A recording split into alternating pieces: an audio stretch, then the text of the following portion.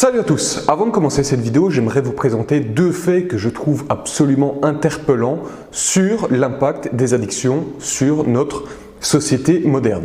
Le premier fait, c'est que c'est la première fois dans toute l'histoire de l'humanité que la consommation de substances addictives ou la présence de comportements addictifs est aussi généralisée, c'est-à-dire aussi répandue, que ce soit en termes de gens que cela touche ou en termes de fréquence. Autrement dit, nous sommes la première société de junkies de toute l'histoire de l'humanité.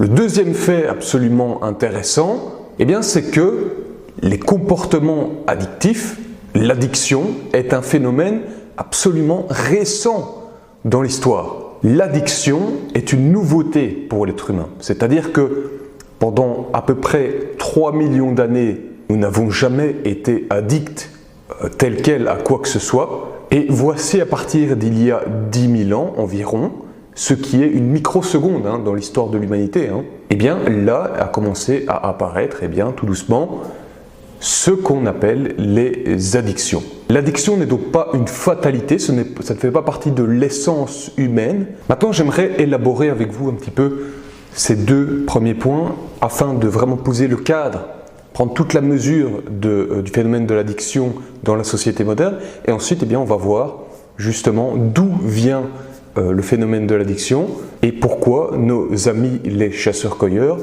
semblent totalement étrangers à ce concept. Alors on sait que certaines sociétés du passé n'hésitaient franchement pas à consommer des substances que l'on dit addictives aujourd'hui. Vous aviez les Romains et les Grecs qui allaient franco sur le vin. On avait la cervoise au Moyen-Âge, dans les sociétés européennes du Moyen-Âge. On avait le cannabis, l'opium dans des régions du Moyen-Orient, etc. Cependant, jusqu'à récemment, ces consommations sociétales, elles étaient généralement encadrées, en tout cas beaucoup plus encadrées qu'aujourd'hui, c'est-à-dire cantonnées à des fêtes, des rituels, des cérémonies, et les gens avaient beaucoup moins l'occasion qu'aujourd'hui de consommer seuls de façon chronique et habituelle. En revanche, pas mal de penseurs modernes nous expliquent que nous sommes aujourd'hui la première vraie société de junkies toute l'histoire de l'humanité, parce que justement, il devient très difficile aujourd'hui de trouver des gens qui ne sont pas sous l'influence de quelque chose au quotidien et qui ne sont pas addicts à au moins quelque chose dans leur vie. Une addiction, c'est très simple. C'est la consommation chronique d'une substance addictive ou la réalisation chronique d'un comportement addictif qui n'est donc pas essentiel à la survie et qui a pour particularité de procurer un sentiment de récompense immédiat dans le cerveau, activer ce qu'on appelle le système dopaminergique, la dopamine, pour ensuite créer un effet de manque et par là entraîner un certain sentiment de douleur et un besoin de vouloir retourner à cette substance ou ce comportement, ce qui crée une boucle d'addiction. Dans cette catégorie, on trouve donc des substances ou des comportements addictifs du plus bénin au plus grave. On trouve donc le tabac, on trouve le café qui est énormément sous-estimé dans son potentiel addictif et son importance sur les effets de santé que ça peut causer. Pour l'anecdote, il y a un journaliste qui s'appelle Michael Pollan qui a écrit pas mal de livres sur les psychédéliques, etc., qui s'est intéressé au café, qui a lui-même arrêté le café à un certain moment alors que c'était un très gros buveur pour justement constater les effets du manque. Il s'est aperçu que c'était vraiment une vraie drogue en elle-même, qu'elle causait vraiment beaucoup de manque lorsqu'elle n'était pas là, des maux de tête énormes, etc. Qui, quand a repris une tasse de café, s'est senti tellement extatique qu'il a considéré que le café était vraiment un vrai psychédélique et qui, pour réaliser son livre, a eu énormément de mal, voire n'a même pas su trouver une seule personne qui ne consommait pas, si pas du café, au moins de la caféine. D'ailleurs, c'est pas pour rien que le café est aujourd'hui la première, si je ne me trompe pas, la première commodité marchande dans le monde, encore au-dessus du pétrole, je pense. Ensuite, on trouve bien évidemment l'alcool, le cannabis, la junk food, le sucre, les sucres ajoutés. Puis on trouve évidemment les drogues dures, la cocaïne, etc. Et on trouve aussi les comportements addictifs tels que l'addiction au smartphone, Addiction plus spécialement, généralement, aux réseaux sociaux, l'addiction à la pornographie en ligne, l'addiction au sexe, l'addiction aux jeux, etc., etc. Alors, comme je vous l'ai dit tout à l'heure, cette marche vers la Junkie Society, elle a probablement commencé à partir d'il y a 10 000 ans, avec l'avènement de l'agriculture, parce que tout comme nous avons appris à domestiquer et à multiplier le blé, nous avons appris à domestiquer et multiplier les substances psychotropes, les substances qui sont généralement des substances addictives, des drogues. En sachant aussi que les produits d'avant étaient beaucoup moins puissants que les produits d'aujourd'hui. C'est le cas par exemple du cannabis spécialement, c'est-à-dire que j'avais vu un article qui comparait du cannabis qui était vendu sur le marché américain dans les années 70, les années 70, ce cannabis présentait des taux de THC qui étaient, je crois, quasiment 10 fois moins puissants que le cannabis d'aujourd'hui qu'on peut acheter à Amsterdam si vous voulez. C'est-à-dire que les plantes ont tellement été modifiées génétiquement pour fournir du fort THC que le produit en lui-même n'a plus rien à voir. Et donc si vous voulez, c'est à partir de 10 000 ans qu'on a commencé à véritablement développer la culture et la mise en place de ces substances au sein de nos sociétés humaines. Cependant, le tout était encore fortement encadré, on n'avait pas véritablement encore de phénomène d'addiction. Et dans ce cadre assez contrôlé, il apparaît que la consommation de ces substances a probablement joué un rôle bénéfique à l'humanité en fait. Parce qu'on a aujourd'hui plusieurs hypothèses qui sont très intéressantes et qui nous expliquent que probablement des substances comme le café ou même l'alcool ont joué un rôle clé, un rôle de pierre angulaire véritablement dans la démarche de construction des sociétés. Par exemple, vous avez certaines personnes qui nous expliquent que l'alcool en tant que liant social a été fondamental par exemple dans la montée en puissance de Rome, par exemple, de l'Empire romain, tout simplement parce que ça permettait au peuple de communiquer entre eux, les classes hautes de communiquer avec les classes basses, etc. Parce que si vous voulez, lorsque vous étiez dans des fêtes, etc., que tout le monde était un peu pompette, tout le monde se parlait entre eux, les infos circulaient. On a aussi l'exemple du café. Le café, qui est, comme tout le monde le sait, un gros booster de productivité et qui n'est probablement pas étranger à la montée en puissance de l'Occident moderne. Mais voici le problème, c'est qu'aujourd'hui, tout nous montre que la consommation de ces substances addictives est devenue totalement hors de contrôle et aujourd'hui, sur la société aussi bien que sur les individus, devenu plutôt qu'être bénéfique parce que encadré dans des doses respectables et avec des produits qui sont peu puissants, est totalement devenu hors de contrôle et aujourd'hui beaucoup plus néfaste et est en fait un poison insidieux que ce soit pour l'individu ou pour la société. Et donc j'aimerais aujourd'hui un peu explorer avec vous ce qu'on peut envisager comme explication parce qu'aujourd'hui on a beaucoup de données qui nous expliquent le phénomène de l'addiction dans le cerveau. Qu'est-ce qui est à la racine de l'addiction, etc., etc. Et avec ça, on peut comparer et trouver des explications sur pourquoi nous, hommes modernes, nous tombons si facilement là-dedans alors que nous venons d'un monde où c'était absolument absent. La première explication qu'on peut envisager, c'est celle du mindset et de la vision du monde. Alors, j'ai déjà fait des vidéos sur la question du mindset, le mindset étant notre état d'esprit et notre état d'esprit étant en quelque sorte l'histoire qu'on se raconte sur la réalité en face de nous et la réalité de notre vie. Il existe une différence absolument gigantesque entre le mindset d'un occidental moderne et le mindset d'un chasseur-cueilleur. Et ça, c'est quelque chose d'absolument très important parce que, comme je vous l'ai expliqué dans une précédente vidéo, le mindset, on sait aujourd'hui que ça a un rôle absolument gigantesque sur notre comportement, la direction que l'on prend et les actions qu'on entreprend. Donc, dans le cadre de l'addiction, ça a vraiment un rôle à jouer. Je vous demande de vous imaginer en tant que chasseur-cueilleur, il y a 40 000 ans, dans une vallée bordée de montagnes, un petit matin ensoleillé, vous êtes sur le chemin de la chasse, vous êtes soit en train de traquer une bête, ou vous êtes en train d'essayer de glaner, de cueillir certaines baies, etc. Vous êtes à la recherche de nourriture. Et il y a 40 000 ans, vous êtes un être humain parfaitement formé, vous êtes un être humain moderne, vous avez le langage, vous ressemblez quasiment identiquement physiquement, vous avez la capacité de penser, vous avez la capacité de raisonner, d'accord ? Et vous êtes là au sein d'une nature absolument grandiose, entouré non pas par du bruit, par des bruits de voitures, etc., mais par les bruits de la nature, les dizaines de chants d'oiseaux autour de vous, peut-être le bruit d'un cerf, le brame d'un cerf au loin, peut-être les bruits des rires des enfants de votre tribu qui retentissent, qui donnent un écho dans la vallée. Vous avez toutes ces odeurs naturelles, les odeurs d'arbres, de pins, etc. Et vous êtes face à cette réalité, cette nature absolument incroyable, grandiose, magnifique, cette liberté. Et là, qu'est-ce que vous vous dites?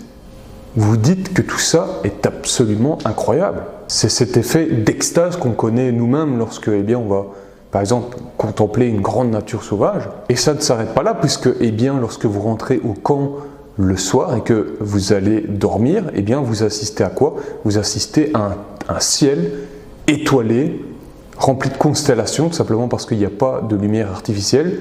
Et dans ce cadre, c'est comme ce qu'on peut aller admirer aujourd'hui dans le désert du Kalahari, je pense. Vous avez un ciel absolument pur où vous pouvez observer des constellations, vous pouvez observer la tranche de la Voie lactée, etc.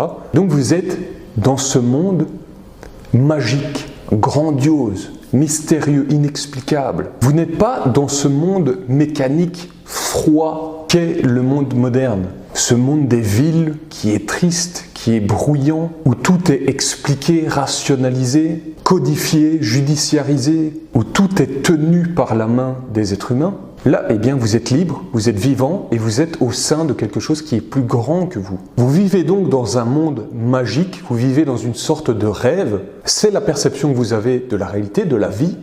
C'est d'autant plus le cas que votre spiritualité est animiste et donc vous percevez chaque événement, que ce soit l'apparition d'un animal dans votre champ de vision, un certain bruit, une certaine odeur, comme des manifestations magiques de vos ancêtres, du grand esprit de la nature, et vous percevez chaque événement comme une coïncidence qui n'en est pas, ce qu'on appelle une synchronicité, et donc vous vivez dans ce réel magique, magnifique, grandiose, émerveillant, et vous avez donc encore ces yeux d'enfant, quelque chose que nous les modernes, nous avons perdu. Nous avons perdu ce regard enfantin, émerveillé sur la réalité. Et nous avons donc perdu ce que le philosophe Alan Watts appelle l'état naturel de l'être humain, qui est l'état d'extase, d'émerveillement et de joie d'exister tout simplement. C'est ce qu'il considère comme étant notre état naturel. Et donc, avec cette perception du monde qui vous anime chaque jour, tout simplement, c'est pas difficile à comprendre, vous vivez une vie qui est déjà stimulante à la base. Chaque jour est quelque chose de stimulant puisque vous êtes émerveillé. Et on comprend bien qu'avec ce mindset de base, vous êtes déjà moins intéressé qu'un être humain urbain moderne par le fait de consommer des substances qui vont vous emmener ailleurs. Parce que votre présent est déjà fascinant. Ça, c'est donc le pilier de base, la grande différence de mindset. Et cette différence de mindset, elle est d'autant plus importante que, à la perception de ce monde magique et fascinant, qui comble déjà intérieurement le chasseur-cueilleur, vous pouvez ajouter une autre grande différence de perception, qui est que lorsque vous êtes un chasseur-cueilleur en pleine nature, le monde entier, la nature entière en face de vous, est un champ illimité d'opportunités. Et ça, c'est très important parce que aujourd'hui, vous avez des études qui montrent que plus vous avez la perception qu'il y a des opportunités abondantes autour de vous, plus votre système dopaminergique, qui est le système de la recherche de récompense dans le cerveau, qui contrôle ce qu'on appelle la dopamine, plus il va être actif. En gros, plus vous allez avoir de la dopamine et un système dopaminergique qui tourne beaucoup. Et qu'est-ce que va faire la dopamine? Eh bien, la dopamine, c'est pas vraiment la feel-good hormone, hein, mais ça va vous rendre quand même beaucoup plus stimulé, avec un potentiel d'être vraiment de meilleure humeur. Vous vous sentez beaucoup plus vivant. Ce que ça entraîne ensuite, tout cela, eh bien, c'est un esprit qui est ce qu'on appelle en anglais goal oriented, hein, c'est-à-dire focus sur ses buts. Hein. Et cela, eh bien, alors que déjà vous avez un système dopaminergique qui tourne bien par le simple fait d'exister dans cet environnement, où donc vous n'avez pas non plus besoin forcément de stimulation, de drogue, parce que votre environnement vous comble hein, de stimulation, eh bien en plus de ça, vous avez un esprit qui est très focus sur ses objectifs. Et comme tout le monde le sait, lorsqu'on est pris par des objectifs qui nous passionnent, eh bien on ressent tout simplement beaucoup moins ou pas le désir de se mettre la tête à l'envers, parce que tout simplement ça va nous dévier de nos buts. Hein. Ce focus sur la possibilité d'aller vers des buts, elle est d'autant plus présente chez les chasseurs-cueilleurs qu'ils sont éduqués à ce qu'on appelle en anglais le personal power, hein, qu'on pourrait appeler en français la puissance personnelle, qui est en opposition à ce qu'on appelle l'impuissance apprise, la learned helplessness en anglais. Et l'impuissance apprise, c'est un véritable fléau dans nos sociétés modernes. Et c'est un rouage qui est souvent pas pris en compte dans l'addiction, mais qui pourtant joue vraiment un rôle. C'est-à-dire que vous avez aujourd'hui énormément de gens qui se croient incapables d'accomplir quoi que ce soit, et donc, si vous voulez, ne mettent rien en place dans leur vie, ne vont vers aucun objectif, ne vont vers aucune grande passion, ne s'autorisent même pas à avoir des directions vers lesquelles aller, parce qu'ils sont convaincus qu'ils ne sont pas capables d'aller vers ces buts. D'accord ? Je crois que c'est en grande partie la faute de notre système éducatif moderne, parce que lorsque vous voyez des systèmes éducatifs comme le système Montessori, où l'on apprend aux enfants en fait à avoir l'esprit d'entreprendre, et on leur apprend qu'ils ont la capacité pleinement à développer quelque chose de A à Z, eh bien vous voyez que ça va vraiment dans l'autre sens. Vous avez des gens qui grandissent avec vraiment une confiance en soi, si vous voulez. Et ce qu'on observe chez les chasseurs-cueilleurs, eh bien, c'est que ces gens, généralement, sont éduqués aussi à faire des trucs par eux-mêmes, à aller chercher des trucs par eux-mêmes. Et donc, vous avez des gens qui s'autorisent à aller vers des buts et qui ont confiance en eux. Et en retour, eh bien, cet esprit qui est focus à chaque fois sur des choses à faire, des grands trucs à réaliser, etc., eh bien, est un esprit qui est beaucoup moins prompt à tomber eh bien, dans les addictions, parce que souvent les addictions sont un palliatif à un esprit qui cherche une grande quête, une grande stimulation, mais qui n'en a pas parce qu'il ne s'y autorise pas. Et puis enfin, il faut s'en rendre compte que tout cet esprit de chasseur-cueilleur et toutes ces aspirations vers des goals hein, qui lui procurent eh bien, des récompenses et une stimulation intrinsèque, naturelle, qui tout simplement fait qu'il n'est pas intéressé par le fait de se retourner la tête chaque jour, eh bien c'est encore plus le cas parce que le chasseur-cueilleur, eh bien, il a un sens de la vie qui lui est fourni sur un plateau dès qu'il naît. Ce sens de la vie, eh bien, c'est de faire croître sa tribu, de se soucier de la pérennité de sa tribu et de la faire croître, et aussi eh bien, d'être quelqu'un de valorisé, d'être reconnu au sein de sa tribu. Il a donc chaque jour eh bien, une mission en tête, et encore une fois, on sait très bien que lorsqu'on est animé par une direction, on est beaucoup moins prompt à tout simplement tomber sous le joug de substances ou de comportements addictifs, tout simplement parce qu'ils nous écartent de notre voie. Et tout cela, si vous voulez, ça nous permet de résumer en quelque sorte que si les chasseurs-cueilleurs ont un mindset naturel qui va justement naturellement les éloigner des addictions, c'est tout simplement parce que ces gens, ils n'ont pas le temps d'être addicts. En fait, être un addict, c'est vraiment un luxe moderne, si vous voulez.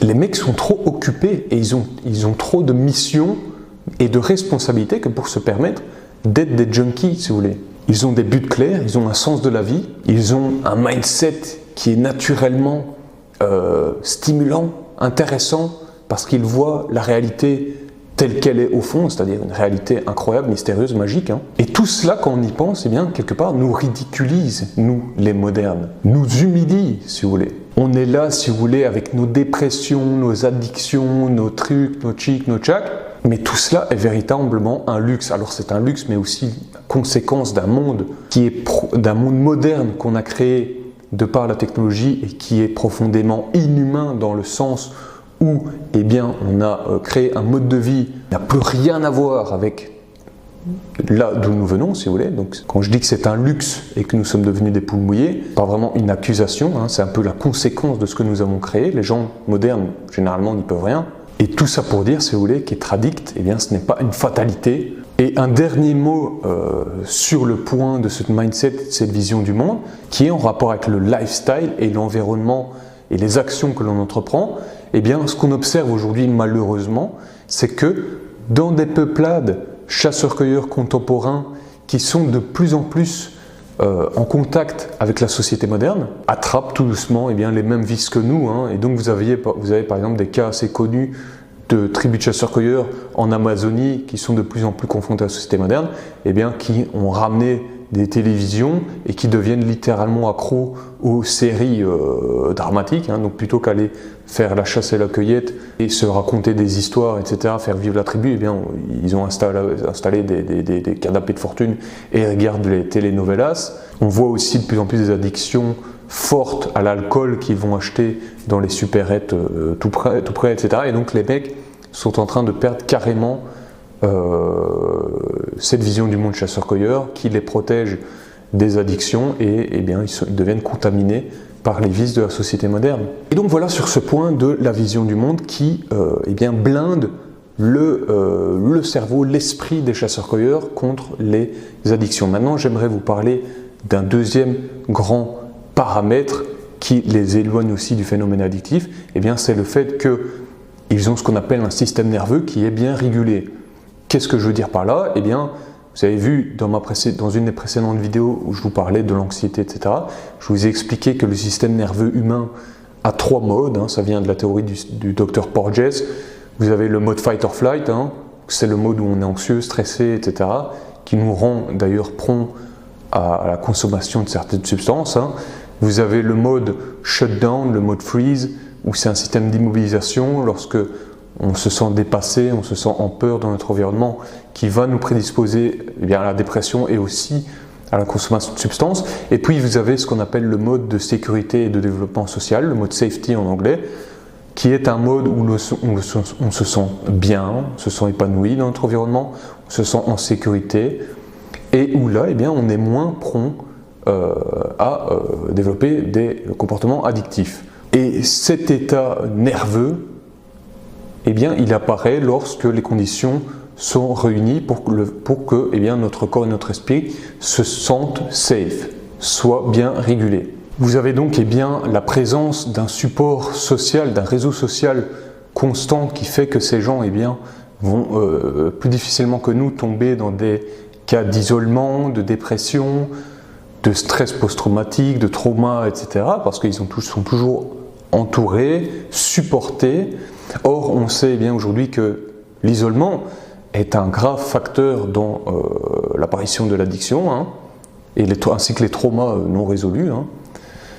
Ensuite, vous avez évidemment les basiques de la physiologie, vous avez beaucoup d'activités physiques, vous avez du contact avec la nature, donc on sait aujourd'hui que ça diminue fortement l'envie d'addiction.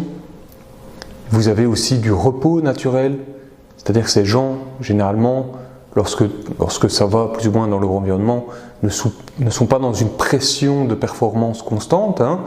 Vous avez des séances de chasse et de cueillette qui sont parfois intenses, mais ensuite c'est coupé directement par de la relaxation, du repos, du retour au camp, des fêtes, etc. Donc vous avez véritablement un vrai repos et vous n'avez pas cette pression de performance qui est aussi un gros favorisant dans l'apparition d'addictions, parce que vous avez des addictions qui sont purement des addictions de recherche de performance. Hein.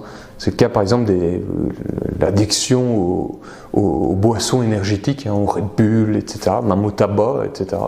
Et puis finalement, vous avez le troisième paramètre déterminant dans le fait que les chasseurs-cueilleurs sont exempts d'addiction, c'est tout simplement, alors en fait c'est le paramètre le plus trivial et le plus évident, c'est l'absence d'accès facile aux substances. C'est-à-dire que lorsque vous êtes en pleine nature libre et sauvage, vous allez croiser par-ci par-là de temps en temps une de ces plantes, une de ces substances psychotropes qui a un potentiel d'addiction, mais vous n'allez pas croiser tout un champ de ces substances, et donc tout simplement vous n'avez pas de quoi tenir une consommation effrénée, chronique chaque jour, et donc tomber dans une addiction. Hein. C'est pour ça, petite parenthèse, que ce qui se passe aujourd'hui avec le tabac, hein, le fait qu'on essaye d'invisibiliser le tabac, du moins en Belgique, je ne sais pas si c'est le cas en France, mais ici en Belgique, par exemple les paquets de cigarettes, il n'y a plus de marque sur les paquets de cigarettes, les magasins doivent cacher véritablement les produits contenant du tabac.